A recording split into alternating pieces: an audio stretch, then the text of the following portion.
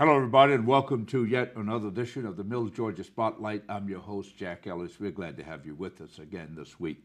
We'd like to thank our sponsors, Caduceus Medicine and J. Franklin Automotives, and soon to be Scott's Pharmacists. But we'd like to thank you all for joining us this week, and we'd like to always thank the people here at WMUB, Mercer University, Channel 38, and all of their fine staff here. And today in the spotlight, we have Reverend Bryant Collier from the House of Hope, Macon, from here in Macon, Georgia. House of Hope is a very dynamic ministry here in Macon. We want to talk to him about what's going on there and what's going on with him. Welcome to our program. Happy to be here. Thank you for having me. Well, you're coming and you're going. When I say coming and going, because House of Hope Macon is new to Macon. Yes. A few years, 4 or 5 years now. 4 years. 4 years. And it was started by a Maconite, the Right Reverend, I guess you would call him, Dr. E. Dewey Smith, Jr. Yes, sir. Who's from Macon, father Eddie Smith, Sr. Yes, at sir. Macedonia. And he has a big church in Atlanta, started a church here. Give me, if you will, the Genesis, if you know Genesis. Why did, his vision for this ministry here, it's independent, but yet it's linked to the one in Atlanta. How So is that? I think first, to know the vision is to know the visionary. Dr. E. Dewey Smith, Jr., our overseer, the one who kind of oversees all of it, has always presented this mantra that ministry is bigger than himself. And so though it is a mother church in Atlanta, I think House of Hope Macon is just the start of where future plants will be. He has a desire for creating a worship environment for, I guess you'd say, misfits, people that aren't always accepted everywhere, but a place where they can find hope. Because that's what the central idea of the message of Christ is to give hope. And so our desire at House of Hope Macon, since I've been there and from its origin, has been to be a place that loves well and that gives hope to every person that comes. Well, let's talk a little bit about House of Hope Atlanta, just a bit, Okay. because everything is local, religion, Yes. politics, and everything else. But let's give credit to E. Dewey Smith. He left here from Beulah Land, Yes. I think, in 2003, 2005, Yes. somewhere there. Somewhere in back. there. But he's since grown a church over, I know, 7,000 members, Yes. maybe more than that, in Atlanta. It's amazing. Formerly Greater Travelers Rest, now Yes. known as House of Hope Atlanta, the cathedral in which they're now in, even moving to another building, that ministry is massive. It's not just massive because of numbers. One of the great initiatives that they work with is with sex trafficking, which is very high, especially within the area that they're in, the church is located in. And their work within the community has been massive, and that's what he does. He's a trailblazer for impact. And so even in the House of Hope Atlanta model, it's not just the over 7,000 members and the tens, probably of thousands of people they see a Sunday on their worship campus. It's more of the ministry impact that happens throughout the week.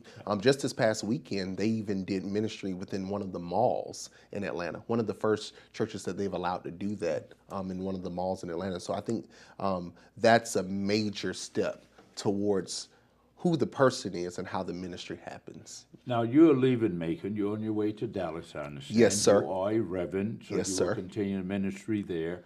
But what do you see for House of Hope Macon? Is it that type of growth you're looking for? Well, I know you're currently located in East Macon, and the old Shirley Hills Yes. neighborhood. You're located there. Your internet edifice holds about how many people? We hold about 325, 330. 325. So obviously, if it grows the way that this ministry has growing, been growing yes. worldwide, you're going to have to move from there pretty soon. Well, either move or there's option for multiple services and possibly building expansions. I'll be honest with you, the growth we've seen already at the House of Hope Macon is phenomenal. We even now use an overflow space that's prepared for another 90 worship attendees that come to our services. The impact that's been there. And I'll be honest with you, as a Maconite, we often hear of the East Macon community being a separate city within itself sometimes, but not always getting the attention it deserves and it needs. And so our desire being there and even partnering with Northeast High School and Principal Jones is to bring hope, to join with the other churches that are already there, but to help in that hand of hope. And to bring community engagement and programs to the community with our new pastor, who we just got in December, just did his installation, Pastor Reverend J.C. Howard, the lead pastor of the House of Hope Macon. Phenomenal pastor, Morehouse grad. He has a PhD as well. He is working on it. He is working on it. It is very soon completed. Okay. Almost. Okay. The so doctor. he came here from elsewhere. So Yes. he's leading the congregation Yes. now. So you're working in the community, but you have a higher calling, I guess. So let's talk a little bit about you before we run out of space. Yes, sir. You are going to Dallas. What brought that about? So I did my seminary training at Dallas Theological Seminary in Dallas, Texas. And while there, I worked for a church there, Concord Church, 8,200 member church, probably 8,000 to 10,000 member church. And I worked in a few director capacities there. But I built family there, and Dallas is a wonderful place. It's not home like Macon, but it's a wonderful place where I gained friends and family. And so I'm going back to Dallas, looking to expand my company a little bit more, and just seeing what opportunities are there. Yeah. So in addition to being a man of God, of the cloth, but you also, you mentioned your company. Yes, Tell sir. us a little bit about your company. So I do leadership development training, mentor development, and also keynote speaking.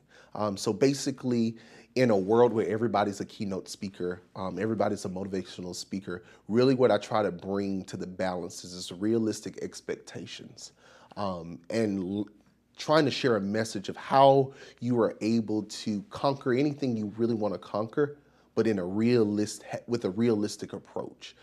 Sometimes the hardest thing is finding out what you're called to do, what your purpose to do, what your gifting is. And so my desire is to find the person in the room who really feels like they don't fit in this general concept and say, hey, there's something special about you too. Yeah. Speaking of something special, you mentioned Morehouse College. Yes, sir. And I'd be remiss if I didn't Yes. mention it right now. This Yes. past weekend, your pastor, Dr. E. Dewey Smith, spoke on Saturday at that university. Yes, sir. For the baccalaureate. And he was a keynote speaker. And he prophesied, if you will, Yes, if you want to use yes, that word. that's a perfect word. He said to those young men, don't worry about your student loan. Mm-hmm. Don't worry It's about going to be, your debt. don't stress. It'll be Don't worry taken about your care of. debt. It'll be taken care of. And lo and behold, the next day, a billionaire, I think it's Smith is his name, a billionaire, an African-American man who's made over, I understand he's worth over $8 billion, said that he's going to retire the debt of every student there to the tune of about $40 million. Have you ever heard anything like that? No. First, I will say, if he would like to include me in the list, I will greatly appreciate it. But let me tell you what I loved about it. I love that he was a philanthropist. And I think what I loved in that moment was we hear the terminology and title philanthropist thrown around, but that's what the work of a philanthropist does. And if you think about what he's done generationally, he has freed all of those students, their children and their children's children will benefit from where these students are already, these young men are already placed at an advantage for their careers. Now, of course, I never say what God didn't say to someone because, as the old people used to say, you don't know because you weren't there. Don't know when and you don't know where. So Pastor Smith, I follow him on Twitter, and I read his comment. He said, boy, that came in his spirit to say that. He didn't know what he was saying. He knew what he was saying. He didn't know how it was going to come to pass. But as a man of the cloth, do you think God was speaking through him about this, or was that a coincidence, do you think? Well, I'll say this. The terminology prophet, I think, is misused, but I think in this case, it's definitely appropriate. A lot of times, There's a scripture reference that the thoughts of God are above ours. His ways are beyond ours. I think there's a lot of times that the Lord will download things to us, not just in those moments where we're speaking and preaching, but even in small interactions. And it'll be a glimpse of what he has planned for us. And I think definitely in that moment, that was a downloaded moment to offer inspiration of hope. On Saturday, it was that God will take care of you. On Sunday, it was God has taken care of you. Yeah, that's amazing. We are obviously sad to lose you. I'm sad as well. Here in the city of Macon, but Yes. we are glad that you are going to hopefully higher and better heights, Yes, sir. if you will. But if you look back on Macon, you grew up here, you're a young man, your ministry is in East Macon, you mentioned about the two Macons. What do you see the bridge? How do we bridge this to Macon as you look at it and have been working in the community? Give me some advice that I can, or share with our vast audiences some advice. What's missing here to have this huge divide that we're talking about, in addition to income inequality? I think simplicity. Is it spiritual? How much of it is spiritual, I should say? So I think there is definitely a spiritual component, but in along with spirituality, I think there's commonality. You have to be engaged in the story of Macon. There's a social media challenge that's going on right now called I'm This Old. And so you refer to something that existed when you were younger and say, well, I'm this old. And I think what happens is that we've missed a lot of the camaraderie of the story of Macon. So my grandmother used to drive me around and show me this is where the Otis Redding home is, and this is the neighborhood that Little Richard was a part of, and this is where this used to be. And I think we miss that. I think what's really missing, the divide between Macon generationally and socially, is the story. And I think now we're building a lot of individual stories. Linking cultures together, understanding All different of it. cultures, yes. Through age, through gender, through race, through spirituality. It's all one story. We're Macon. But Macon still is a very segregated city. Yes. Dr. King made a comment back in 1960, 61, maybe later than that, and it applies today, that the most segregated hour in all of America, not just Macon, is 11 a.m. And we still see that to be the case here in Macon. Does it matter whether we are segregated in the house of worship, or does it matter that you're in the house of worship, no matter what race, creed, or color they're with? I don't think it matters that we're segregated. I think it matters when you're not welcome to desegregate. If you choose to go to a church that's 99% black, worship there. If you choose to go to a church that's 99% Asian, worship there. But if someone outside of that cannot come in and worship, that's where the problem is. We have to have a space that is always open and welcome for worship at all times. Well, I think that said it. So we go again. We have about a minute left here. Yes, let me. You say. I want you to repeat that, because I think it's worth repeating.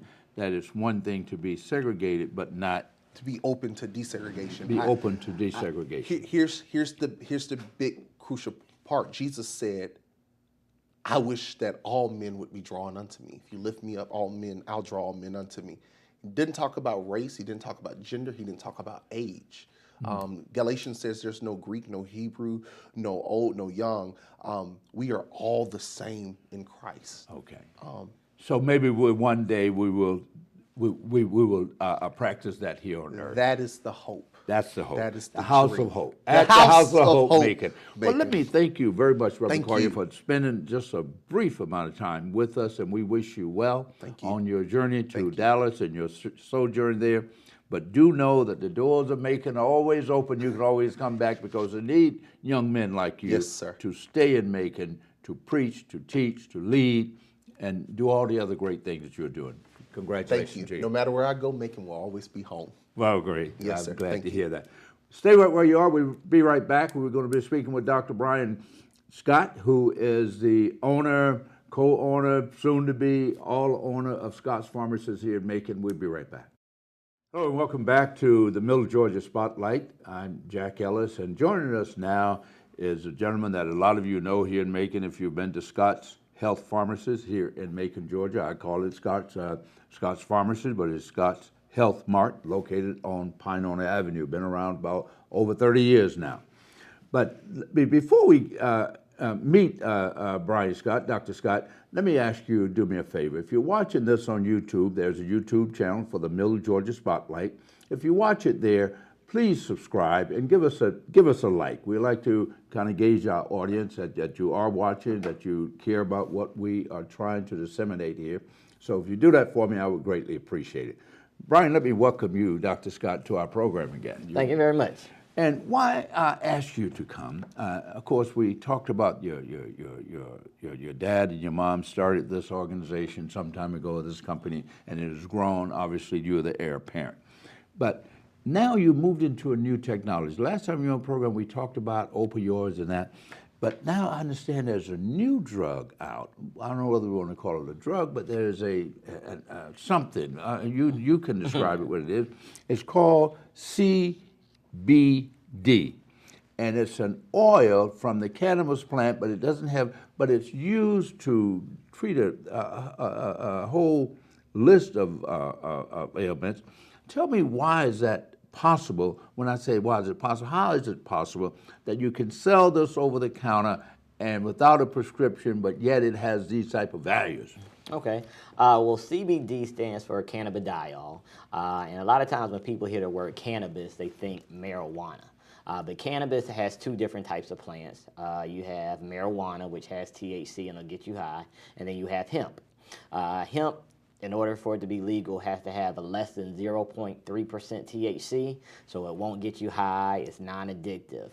But now we make hemp they use hemp to make CBD, or cannabidiol, and it really is a natural product that helps with everything from pain, anxiety, sleep, depression, and things like that. And so it's been doing wonders of helping people get off of opioid and painful narcotic medications. There's a little bit of confusion because about a month ago, the governor signed two bills. One was for a low marijuana oil, which is a prescription, which you have to get a card and get registered for. At the same time, he signed the hemp bill, which is where they make CBD, which you don't need a prescription and you can get from any reputable pharmacy. So if I have arthritis, which they say, I don't know whether it's good for arthritis because most old people do, and I suffer from it sometimes too. But I can come in. How is it? Is it an oil? You take it, you put it in some other solution, or you just put it in your mouth, or what? So they have a lot of different dosage forms. The most common is an oil that you put beneath your tongue.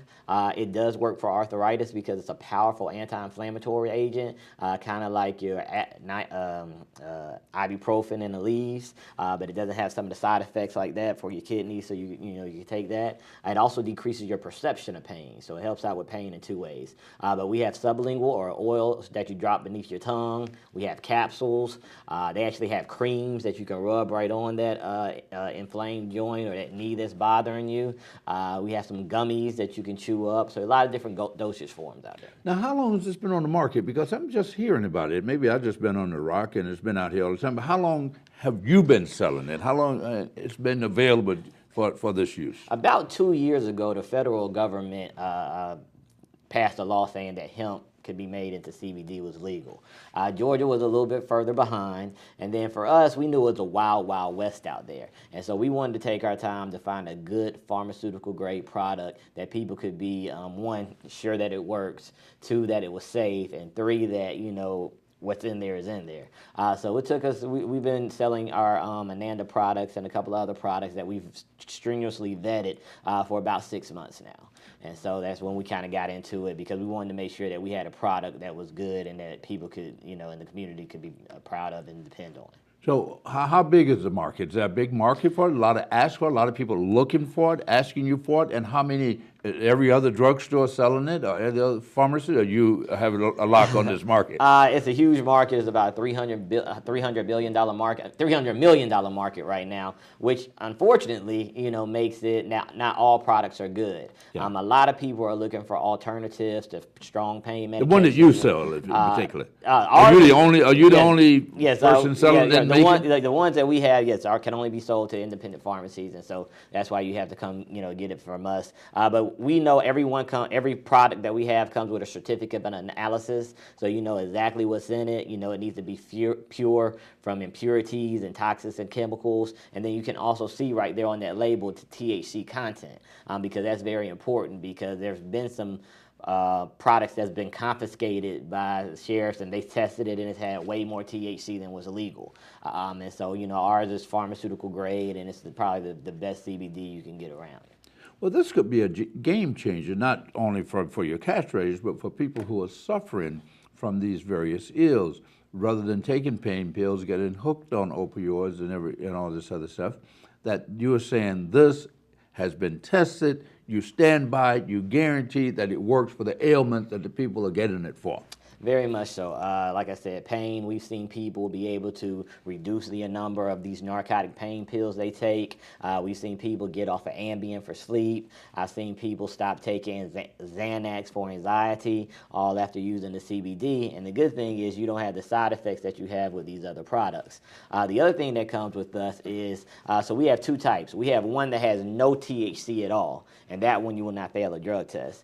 The other one that has less than 0.3, sometimes you might fail a drug test. But we've had doctors who've been testing there, and they say, oh, you got this from Scott's Pharmacy? I know it's fine. That's not a problem. That's not going to be something you're going to get if you get it at another store. You're not going to get the other healthcare professionals giving it credence. So a lot of times when patients want to try something different, I say, hey, tell your doctor that you got it from Scott's Pharmacy. If they have some questions, they can give me a call. So we can really work with your physician and kind of help make sure that you're getting the best out of your therapy. So Scott's Pharmacy is known to have the best stuff on the block. Yeah, the best CBD on the block, yes, sir. And known to have been certified, but it's not drugs and that. But I guess my question with this this oil is, how young can a young child take it as well as an older person? So in the state of Georgia, you do have to be 18 to buy it. So a 14-year-old couldn't just walk in. Now, that doesn't mean a child shouldn't use it. We have a patient who's 14, has severe anxiety. The kids were testing this past weekend in the school system. The mother bought her the gummies. She gave her a half of a gummy, and the child did so much better on her exams this time than she had done in the past, because she really has testing anxiety. They use this sometimes for seizures. Now, before you just picked it up and gave it to your child, I would say let's work with your child's neurologist before we do that. So it has been studied in some children. However, you definitely don't want to go anywhere else and just start giving it to your child. You definitely want to work with a healthcare professional like Scott's Pharmacy so we can make sure the dosing is correct. Well, that would be a big market right there at this time of year when kids are testing. I think a lot of anxiety. Exactly. Now, what about insurance? Will the insurance pay for this? Has it been certified by the insurance industry? No, it's not. It is looked at as an over-the-counter product, so the insurance companies will not cover it. Right. Some people do have flexible spending accounts where their job puts money on a credit card that they can use for things that aren't covered. If that's the case, we might be able to work with your physician to get a prescription for it, and you can use that flexible spending card. I tell people it's not inexpensive. You're looking at anywhere from like $50 to about $89. That was going to be my next question, affordability. For good CBD. Now, you can find something that's a little less expensive, and we could talk about what makes a good product, but a good product is going to run you anywhere from about $50 to $89. That's less than the city is going to charge people for possession of marijuana. We're going to have, I say that, I'm going to have Commissioner Al Tillman on next week to talk about the law that was just passed with possession. But let's get back to what was passed in the State House now. They passed a law that they're going to, medical marijuana will be available. So will you be able, as an independent pharmacist, to distribute that, or is it going to be a select group of pharmacists? Do you know yet? Yeah, they still haven't worked that out yet. We're definitely trying to, all the community pharmacies are trying to say, hey, if you're going to be doing this, you don't want people to have to drive to Atlanta or drive somewhere else, or even shipping things like that may be problematic. So they're setting up the panel right now, but they really haven't worked out all the ways they're going to allow for distribution just yet. But I guess, given your background, being a doctor of pharmacist, have you looked at this legislation in detail and understand exactly how it would, from the marketability and from a commercial standpoint, how it would benefit you as well as the people you're dispensing it to? Well, as pharmacists, we're already used to handling dangerous drugs and addictive drugs, but drugs that are needed for certain patient populations. So we're already ready to go on that standpoint. We have the record keeping. We know how to do all those things. It is for a small subsection of people. There's only about 15 health conditions that you would qualify for, and so but we're ready to go. I think it's something that we always want to be a resource for the community, and if there's a product out there that can help, no matter the stigma or whatever behind it, if it's legal and it can help, we want to be a resource. Well, good. Let me ask you a question. I've heard a rumor, and I like to put rumors to rest. I like to ask people who are dealing with this. I heard a rumor the other day that I'm losing my Medicaid, that I can't get my medicine anymore. I didn't know that they'd taken pay for Medicaid. Has that been taken away? The pharmacies, the drug portion been taken away from Medicaid patients that you know of? I've not heard of anything like that on, a routine basis. Now, not Medicare. I know the Part B with the pharmacies over there, but the Medicaid, they do pay for medicine, right? Right, yeah. Now, the only thing I could say is, so when a person has Medicaid and then they turn 65 and they get on Social Security, you now have Medicare and Medicaid. And now Medicaid no longer pays for your prescriptions. Medicare does. Maybe that was because this was an older person that told me that. And so the difference is with just plain Medicaid, you've been paying 50 cents per prescription. When you get on Medicare Part D, now you might be paying $8.50 per prescription. And for people who have limited income, let's say you're taking 10 prescriptions a month, you went from paying $5 a month to $85 a month. Wow. And so that could be, but now you're on Social Security, they probably are sending you a Social Security check now. Right. To kind of help defray some of those things. But there are some people who might get it caught in in a little bit of a sticky situation there. But what about the supplemental insurance? I'm not trying to turn you into an insurance person, but you deal with insurance companies all the time because they're reimbursing you, sending money back and forth.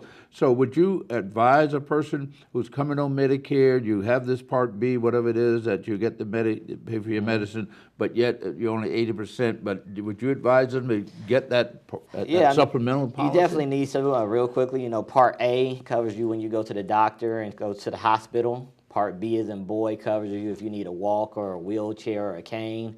Part D as in dog covers your prescription drugs. Now, A and B only pays 80%. So you do need something to cover that 20%, and that's where the supplemental plans come in. So yeah, I recommend people get supplemental plans. And now they have some Medicare plans that you just pay one premium and it takes care of everything and the supplement. But yeah, it's definitely prudent to get a supplemental plan. I'm going to ask you a little personal question here, not asking about your bottom line, but you are located in a place that used to have Kroger across the street. They are gone. You're the only. You're now the neighborhood drugstore, if you will. How has that affected your bottom line? We've definitely seen an increase when not only did Kroger close, or Rite Aid on Pierce Avenue is closed as well. So we did pick up a lot of those people. And, as Macon, also being on Bibb County Planning and Zoning, I always hate to see when, shopping centers, especially large things like that, go vacant. But, we're still here in the community. We're still going strong. We're not going anywhere. So it's 635 Pine Avenue. We offer free delivery. So we have a lot of services, especially for right there in the community. And you open 6 days a week, 5 days a week? We're open 5 days a week, 9 to 6, and on Saturdays from 9 to 1. Well, good. You've been in the middle of the city. You didn't move to the suburbs, the rest of the people. We appreciate you staying where the people, close to the people. And that's Scott's Health Mart. Mart. Yes, sir. Located at 635 Pine Avenue. Pinehole Avenue, right near the police precinct, so you'll be safe when you go there. But we'd like to thank you all for joining us this week. Bryan, let me thank you, and thank you for what you all do in the community. Yes, I see you support a lot of youth groups and things of that nature. We appreciate that, and thanks for the service that you provide for the people who need the service, especially the CBD oil. If you need it, if you have arthritis, you're pain and don't want to take those pain pills, go by Scott Health Mart and get some CBD. Until next week, I'm your host, Jack Ellis. Goodbye.